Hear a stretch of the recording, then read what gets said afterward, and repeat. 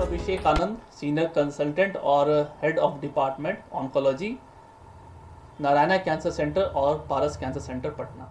तो हम लोगों ने एक ऐसा रिसर्च किया था जिसमें कि ब्लड सैंपल को लिया जाता है और उसमें टेस्ट किया जाता है कि कौन कौन से आरएनए, डीएनए म्यूटेशन है ना, जेनेटिक लेवल पे हम लोगों ने टेस्ट किया। ये रिसर्च वर्क जो है अपना नेचर पब्लिकेशन में पब्लिश भी हुआ था। तो इसमें पता ये लगाया जा रहा था कि जो जेनेटिक म्यूटेशन होता है उसके आधार पे हम लोग कौन सी दवाइयाँ दे सकते हैं, यानी कि टारगेटेड थेरेपी जो होता है या फिर इम्यूनोथेरेपी उसको दे सकते हैं। तो ये बहुत ही लेटेस्ट चीज़ है। इसे यूजुअली लिक्विड बायोप्सी कहा जाता है, जिसमें कैंसर मरीज से ब्लड सैंपल लिया जाता है और उसे प्रोसेस किया जाता है, जिसमें आपका डीएनए, आरएनए और अलग जेनेटिक मटेरियल्स को निकाला जाता है और उसमें देखा जाता है कि कौन कौन से म्यूटेशंस हैं। म्यूटेशंस का एक बार पता चल जाता है तो देखते हैं कि कौन सी दवाइयाँ उसमें अच्छी तरह से काम कर सकती है। और हमने ये पाया कि प्रॉपर म्यूटेशन का एनालिसिस होने के बाद अगर दवाइयाँ चलती है उस तरह से, तो बहुत सारे कैंसर बिल्कुल तरह से ख़त्म हो जाते हैं, चाहे वो स्टेज 4 में ही क्यों ना आए हमारे पास में। ये आपका रिसर्च है सर? जी हाँ, बिल्कुल, ये मेरा रिसर्च है। कहीं इम्प्लीमेंट किए हैं आप? बहुत सारे पेशेंट्स में हम लोग इम्प्लीमेंट करते हैं ऐसे रिसर्च को, और जो डेटा बताता है, साइंस बताता है, उसमें भी हमारे अलावा भी कई सारे रिसर्च वर्क हो रखे हैं जिसमें ये बताता है कि अगर लिक्विड बायोप्सी से हम लोग ब्लड सैंपल को लें और उसमें डीएनए, आरएनए और अलग जेनेटिक मटेरियल को हम लोग टेस्ट करें तो ये पता लगाया जा सकता है कि कौन सी दवाइयाँ उसमें बेहतरीन काम करेगी।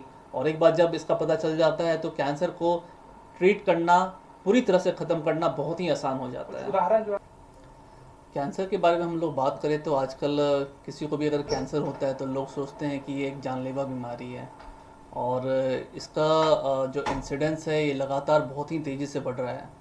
तो ये जानना बहुत ही ज़रूरी है कि इसके कारण क्या है, क्योंकि जब तक हम लोग कारण को नहीं पहचान पाएंगे और जब तक हम लोग अर्ली साइन एंड सिम्टम्स को नहीं पहचान पाएंगे तब तक हम लोग सही तरह से डायग्नोज भी नहीं कर पाएंगे और सही तरह से हम लोग उससे बच भी नहीं पाएंगे। तो सबसे इम्पॉर्टेंट ये होता है कि कारण क्या है। तो जो काउज होते हैं कैंसर के, इसमें सबसे प्रमुख काउज होता है तंबाकू का सेवन करना।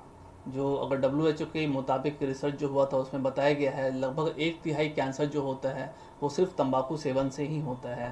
तंबाकू अगर किसी भी फॉर्म में आप ले रहे हैं, चाहे वो खैनी हो, गुटखा हो, सिगरेट हो, बीड़ी हो, तो वो आपके सेहत के लिए हानिकारक होता है। तंबाकू के एक स्मोक में बताया जाता है लगभग 7000 से ज़्यादा रसायन होते हैं, जिसमें 70 केमिकल्स रसायन ऐसे होते हैं जिसको कार्सिनोजन टर्म यूज़ किया गया है। कार्सिनोजन होते हैं वो 70 केमिकल्स जो होते हैं वो कार्सिनोजन होते हैं, यानी कि वो अगर आपके शरीर के अंदर जाता है तो उससे निश्चित तौर पे कैंसर होना लगभग तय होता है।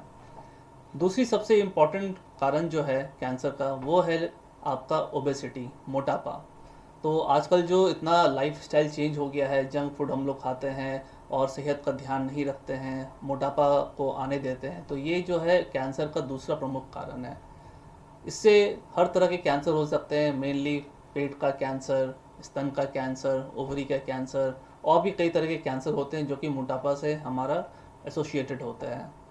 थर्ड जो कॉमन काउज है कैंसर का है वो है प्रॉपर व्यायाम नहीं करना। अगर हम लोग अपने लाइफस्टाइल में प्रॉपर व्यायाम कर रहे हैं, 30 मिनट से 1 घंटे तक का अगर कोई किसी भी प्रकार का व्यायाम हो सकता है, चाहे वो जिम हो, चाहे ब्रिस्क वॉकिंग हो, चाहे योगा हो, तो किसी भी फॉर्म का हम लोग अगर एक्सरसाइज कर रहे हैं अपने जीवन शैली में, अपने लाइफस्टाइल में, तो हम लोग कैंसर से बच सकते हैं। बहुत ही चेंज हो गया है, जो वेस्टर्न लाइफस्टाइल हमारे इंडियन सोसाइटी में भी आ गया है, जैसे कि जंक फूड खाना, पिज़्ज़ा, बर्गर, जो चारकोल कुक फूड होता है, प्रिजर्व मीट होता है, ये सब में काफ़ी ऐसे रसायन को यूज़ किया जाता है प्रिजर्वेशन के लिए या फिर टेस्ट को बढ़ाने के लिए, जो कि हानिकारक होता है और कैंसर का कारण बनता है।